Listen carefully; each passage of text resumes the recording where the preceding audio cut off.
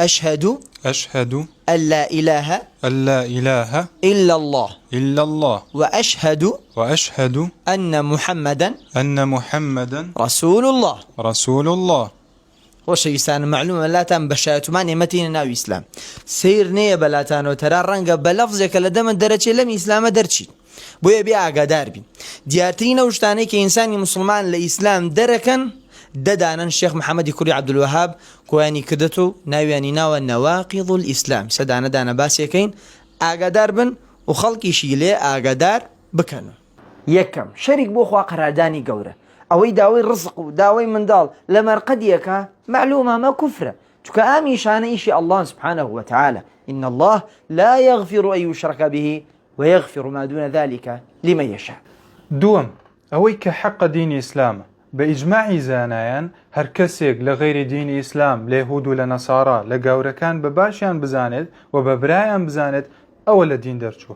سيم ديني إموكو ديني ترنية هرگيز سكايتي وقالتا كردن قبولناك بهيج شتيكي هر كسيبيك لو دين درشوا قل أبي الله وآياته ورسوله كنتم تستهزئون لا تعتذروا قد كفرتم بعد إيمانكم. چوارم سحر کردن كفر هر کەسێک سحر ئەنجام بدا بۆی دوان بگەێنێ بەیەک یان دوان لە یەک جودا بکاتەوە یا بۆ هەر مەبەستێکی تر بێت ئەو کوفری ئەنجامدا و لە دین دەرەچێت و بەداخەوە لە ناویشمانە زۆرە.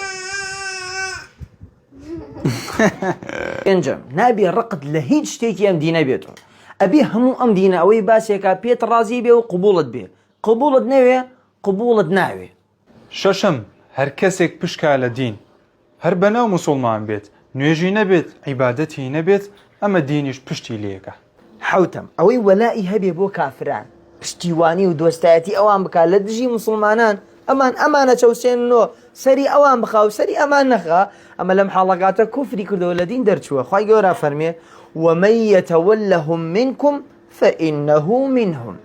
هەشتم هەر کەسێک لە بینی خۆی و پەروەردگار واسیتەیەکدا بنێت تەوەکولی پێی هەبێت و داوای خێری لێ بکات ئەگەر قەبرێک بێت یاخود پێغەمبەرێکیش بێت ئەوە شیرکی ئەنجامدا و لە دین پێی دەرەچێت. نۆیەم هەر کەسێ پێی وابێ بەرنامە و دەستوری ئەو لە حکم و شریعەتی الله سبحانه وتعالى باشترە چاکترە گونجاوترە لەم زەمانە ئەویش بە ئیجماعی زانایان کوفری کردووە. دێم و کۆتایی هەر کەسێک پێی وابێت واجب نییە لەسەر شریعەتی ڕەسوڵ الله بین و دروستە ئەگەر کەسێک شریعەتی موسا جێبەجێ بکە یا شریعەتی عیسا ئەوە لە دین دەرچووە و پێی کافرە بێت. هەتا ئێرە و هاتینە کۆتایی بەم بابەتش سەتام بابەتی تر وەکو ئەمە هەیە زۆر گرنگە تۆی مسلمان چاوت کراوە بێ و ئاشنابی پێیان لایک و فۆڵۆتان لەبیر نەچێ بۆی ئینشاءڵڵا لە داهاتوە بابەتانەیش ببینن. ئەم بابەتە لەبەرەوەی بابەتێکی هەستیارە حەزەکەم ئاگادار بن ئیش هەموو مسلمانێ نییە لە خۆڕە هەر شتێکی بینی لە مسلمانە یەکسەر بە کافریدا بنێنە حتاوەکو شروط و زەوابط نێتە کایەوە مسلمان نابێت تەکفیر بکرێ